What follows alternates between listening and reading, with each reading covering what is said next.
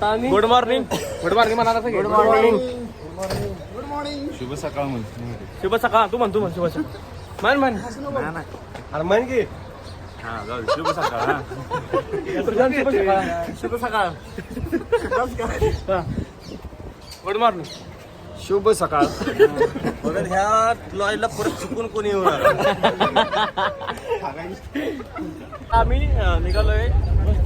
एक 3 किलोमीटर अंतरावरच आहे ताजमहल. म्हणजे एक 10 मिनिटात पोहोचतोय. 2 किलोमीटर आहे. 2 का 3 आहे. तर हे आमचे गाईड आहेत. हे आमचे गाईड आहे. एक मिनिट. हे गाईड आहेत. हे आपल्याला पूर्ण माहिती येणार आहे ताजमहालाची आणि इथले सगळेच. यार ते आपले गाईड आहेत बरं का. त्यांच्याकडचं म्हणजे व्यवस्थित सगळं त्या एरियामध्ये पूर्ण आताशी एंट्री एंट्री केली.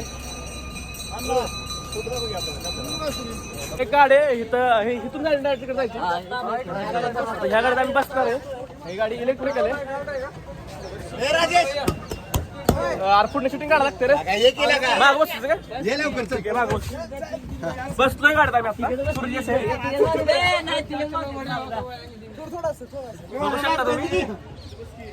सूरज शेठ, प्रसाद शेठ, आकाश शेठ, विलास शेठ,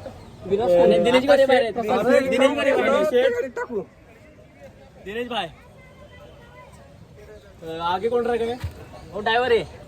ठीक आहे. चलो ड्राइवर नाही म्हणतो. चलो बाय बाय. चलो बाय. जय महाराष्ट्र. जय महाराष्ट्र. थांबा. एका गाडीत 10 जण बसते. दुसरी गाडी ह्या गाडीत 10 जण आहेत आणि पुढे गाडी गेली त्या गाडीत 10 जण आहे. तर आता निघालोय आम्ही.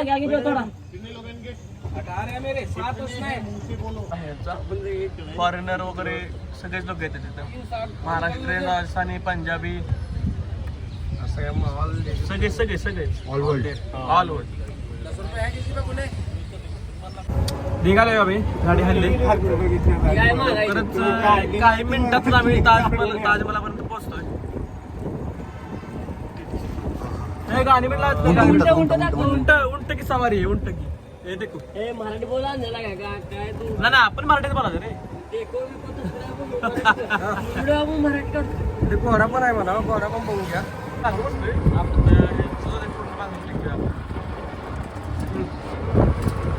मस्त वातावरण पण मस्त आहे. ऊन नाही काय नाही. बाहेर सुटले गार मस्त वाटते. ताजमहाल. दुसरी गाडी. दुसऱ्या गाडीत आम्ही आणि ते गाईड आहेत. ते गाईड आहेत. ते गाईड बघितलं का त्यांच्याकडे माहिती घ्यायची सगळ्यात. कसं वाटलं?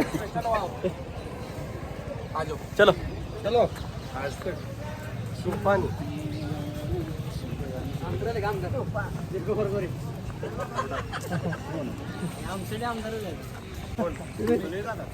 हे गाईड आहेत आमचे. हे गाईड आपल्याला माहिती येणार आहेत ताजमहलची पूर्ण. मोबाईल अलाउड आहे ना? मोबाईल अलाउड आहे ना? मोबाईल नाही ना? हा ओके.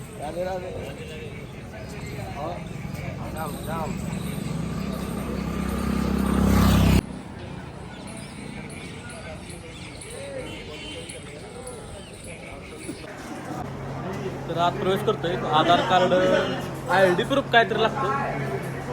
आधार कार्ड किंवा लायसन्स नाही. फक्त आधार कार्ड आणि वोटिंग कार्ड. लायसन्स नाही होतं असं इथे सगळं चेक करतो. ताजमहालाचे जुने फोटो आहेत.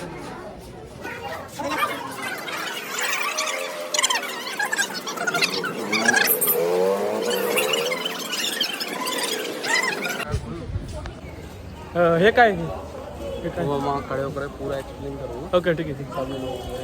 ओके.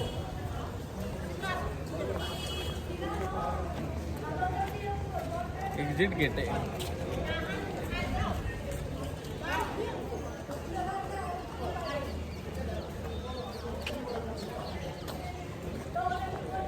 बाद में बनाया क्या? ये उस समय की है. हे सगळं बघताय, हे सगळं पहिलंच आहे, आता नवीन काय नाही, हे सगळं पहिलं बनवलेलं आहे, सगळं पहिलं बनवलेलं आहे.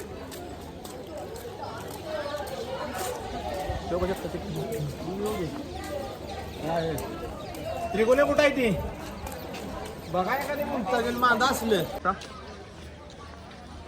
ह्याच्या आतून एंट्री ते ताजमहल पलीकडे. के बाद अपनाया और जो पेड़ के पीछे जो राइट टूम के सामने देखो वाइट पिनेकल दिखाई दे रहा छोटी, वो टूम बना हुआ उनका उधर, तो इसे सरहदी गेट कहा जाता है एक्चुअल में. Same as it is gate बनाया वेस्ट डायरेक्शन.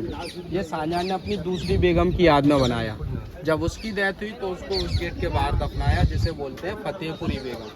उससे भी बच्चे नहीं हुए थे, वो राजस्थान से बिलोंग करती थी और ये तुर्की से. ये मुमताज महल गेट बोला जाता है, लेकिन मुमताज की फर्स्ट कब्र है वो ना इस गेट के बाहर है और ना ताजमहल के अंदर है. बरहानपुर के अंदर है, जहाँ पैलेस लगता है जैनाबाद, एमपी मध्य प्रदेश. लगभग 600 किलोमीटर दूर एमपी में महाकालेश्वर का मंदिर है, उज्जैन, उससे भी आगे है. क्योंकि मुमताज के 14 बच्चे हुए थे 22 साल के दौरान. 14वें को जन्म देते समय उसकी डेथ हुई थी. तो जब उसकी डेथ हुई तो शाहजहां ने उनको वहीं दफनवा दिया, क्योंकि इस्लाम किसी को परमिशन नहीं देता है ममीज बनाने का.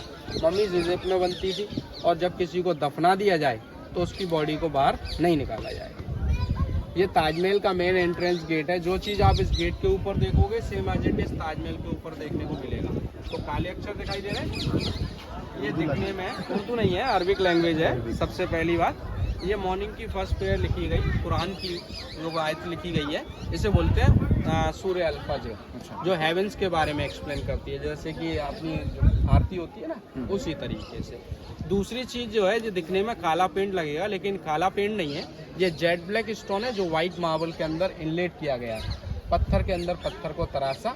इसे पर्शियन भाषा में बोलते हैं स्टोन मोजाइक वर्क. इंग्लिश में बोलते हैं लेवर्क, हिंदी में पच्चेकारी, और इटालियन लैंग्वेज में बोलते हैं पियत्रा दूरा.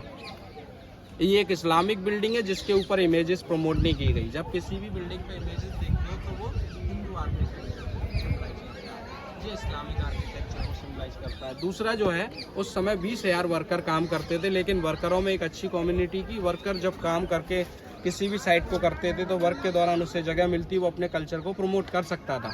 जैसे कि ये गेट की डिज़ाइन जो बनाई गई है वो 90 डिग्री शेप में है. ये क्राउन स्टाइल में इसको बोलते हैं, जो कि ये रॉयल फैमिली के लिए सिंबल था, तो ये रॉयल फैमिली के लिए गेट कहा जाता था. इसे रॉयल गेट भी कहा जाता है, शाही दरवाज़ा. ये हिंदू आर्किटेक्चर ने गेट बनाया. फ्लैट है, मंदिर इस तरीके से बनेंगे, इसके गेट होते हैं. ये गेट इतना शॉर्ट बना है कि व्यक्ति जब इसमें से एंट्री करेगा, जनरल फैमिली, तो ऑटोमेटिकली सिर को झुकाते हुए एंट्री करेगा, जिसे बोलते हैं सलामी गेट. आप रेस्पेक्ट दे रहे हैं प्रिंस और प्रिंसेस को, उसको बोलने की जरूरत नहीं है. दूसरा, वाइट मार्बल पे आप देखने को मिलेगा कलर, रेड, ग्रीन, येलो दिखाई दे रहा. ये सारे जेम्स और सेमी प्रेशियस स्टोन है, जो कि हम लोग अपनी ज्वेलरीज में यूज करते हैं, अंगूठियों में, ईयररिंग्स में, नेकलेस में, पेंडल्स में. मतलब हाँ, ये लगभग 14 प्रकार के स्टोन ताजमहल के चारों ओर वाइट मार्बल पे जड़े गए हैं. ये 3 टाइम चमकते हैं, सुबह सनराइज में, दूसरा सनसेट में, और तीसरा मूनलाइट में. मंथ में 1 से 2 बार होती है चांदनी रात. चांदनी रात कुछ लोग नहीं देख पाते हैं, तो same as it is replica यहाँ की गवर्नमेंट ने बना के रखी. उस पर लाइट पैक करके दिखाते हैं कि ताजमहल चांदनी रात में कैसे दिखता है, जो कि ताजमहल के बाद दिखाऊंगा. वहाँ पर आपको 3 चीज़ें मिलेंगी. बेम्बू का साड़ी, जो जेल के कैदी लोग बनाते हैं, बेम्बू बनाना की साड़ी, और मस्कीटो लेदर और मार्बल. ये लोग यहाँ पे मार्बल क्यों सबसे ज़्यादा सेल करते हैं, क्योंकि ताजमहल से जब बाहर टूरिस्ट निकलता है तो उसकी एक चाह होती है कि छोटा सा ताजमहल खरीदे. देखिए, ये लोगों को मालूम है कि मकराना सेल करेंगे तो कोई खरीद नहीं पाएगा, तो मकराना थोड़ा एक्सपेंसिव होता है, तो ये मकराना के पैसे मांगते हैं.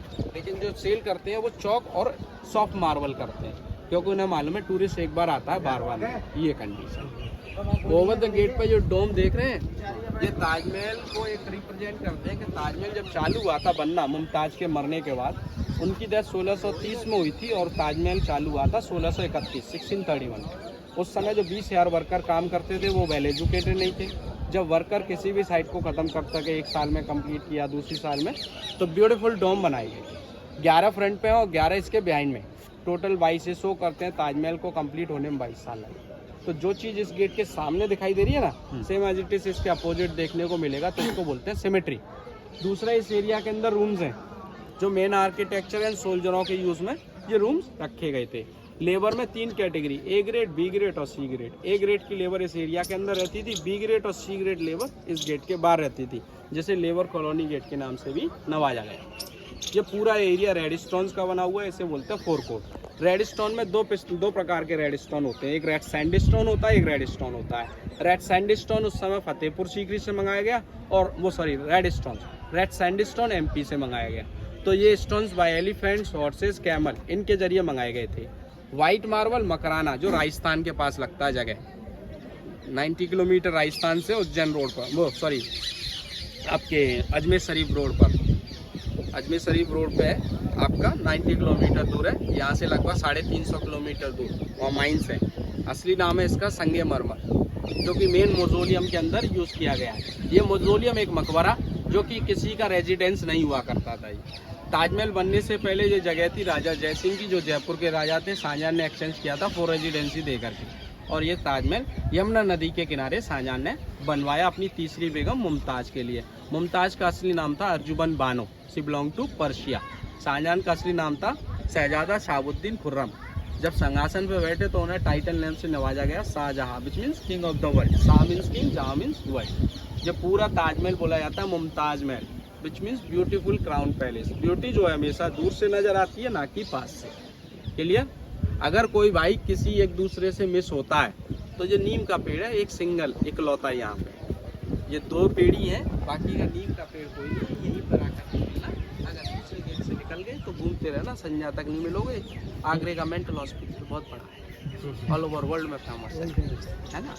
दूसरी चीज़ जो है, ताजमहल के अंदर एक एंगल होते हैं फोटोग्राफी के। अगर आपको फोटोज़ वगैरह निकलवाने हो तो ये प्रोफेशनल फोटोग्राफर होते हैं, इन लोगों के पास लाइसेंस होता है। इन लोगों को जो एंगल्स के साथ साथ, जैसे कि बिलर है, क्राउड है, इस तरीके से नहीं आएगा जो फोटो। आता मी प्री वेडिंगचं विचारलं इथे, तर आता प्री वेडिंगचं शक्यतो बंद झालेलं आहे। तर प्री वेडिंग जर करायचं असेल तर दिल्लीमधून परमिशन आणावी लागते असं त्यांचं म्हणणं आहे।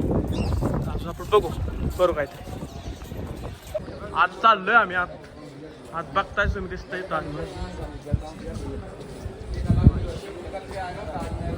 एंट्री केलीच, बस एंट्री केलेली आहे। बघू शकता ताज, आलोय ताजमहल मध्ये।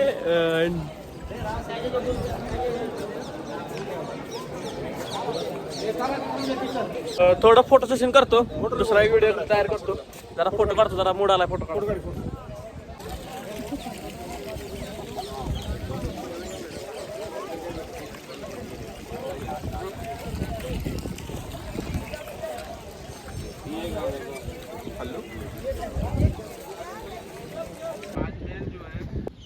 कि जितना पानी ऑब्जर्व करेगा उतना ही स्ट्रॉन्ग ये रहेगा, ये चीज़ चालू लाखों।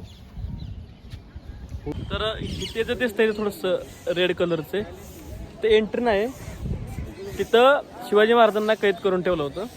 तिथं आता जाऊ शकत नाही, पण एंट्री पण नाही तिथे। तिथून ताजमहलातून ते दिसतं तिथून। तर मी बॅक कॅमेरा दाखवतो झूम करून। हे जे दिसतंय किल्ल्या टाईपमध्ये, तिथे शिवाजी महाराजांना नाही का नाही कैद करून ठेवलं होतं। तिथून ते पिटाऱ्यातून निघून गेलते, आणि ही ती नदी यमुना, आणि ही ती यमुना नदी। तुम्ही आता ताजमहल एकदम जवळ आलोय, बघू शकता।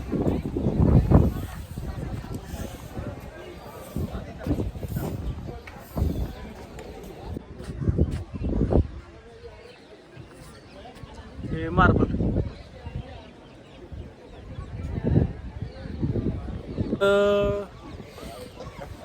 बुटात घालाय दिलं काहीतरी, आत घाणं होऊ नये म्हणून हे बुटात तुमच्या चप्पलमध्ये हे घालायचं। किती फरक, आणि हे निद्र बुटात आता कसं आहे तुम्हाला दाखवा, असं आहे, दाखव राखे, असं आहे। हाच तो फरक किल्ल्यातून, हाच तो फरक आपल्या गड किल्ल्यात आणि इथं ताजमहलमध्ये। फक्त घाण लागू नये म्हणून बुटात आपल्या हे घालायचं। कसं बुटाला हे बघा, हे रेडी, हेच घालायचं। आणि आता आत जायचं। आता आत गेलं तर फोटोला मना आहे, म्हणजे फोटो काढून देत नाही तरी बघतो ना तर नाही. काय म्हणतो असं रिच वाटलं, एकदम सुंदर वाटलं बघितलं ना. ताजमहल अप्रतिम अप्रतिम. ठीक आहे. अजून सनी शेठ तुम्हाला काय वाटलं ताजमहल बघून? छान वाटलं. सगळ्याला छान वाटतंय. काय ते कोण बसलंय? हा सचिन पाहिलं तर आपण कसं वाटलं? छान आहे. आकाशला कसं काय वाटलं बघू आपण? आम्हाला काय असं वाटतंय की आमच्या गडावर काय चालतं माणूस पेते ते पेते आणि आम्हाला बाहेर घाला हे काय दिलंय बघा.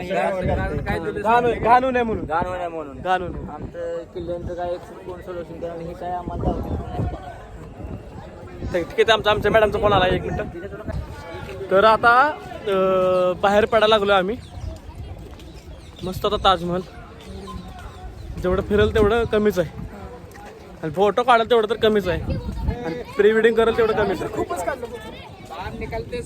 आता आपण ज्या गाडीतून आलतो चार्जिंगवरची गाडी वगैरे त्या गाडीत बसायचं ना. आता हाय असं आपल्या ठिकाणी जायचं. तिथून आता काय असली खरेदी मग करायची.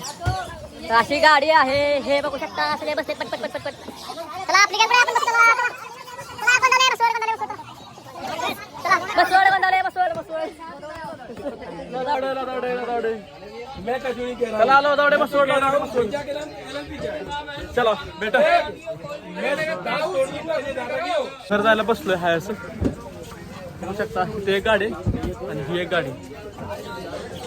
सनी शेठ, प्रशांत शेठ, विशाल शेठ, दिनेश शेठ आले. दिनेश शेठ कुठे गेले? निघालोय आम्ही.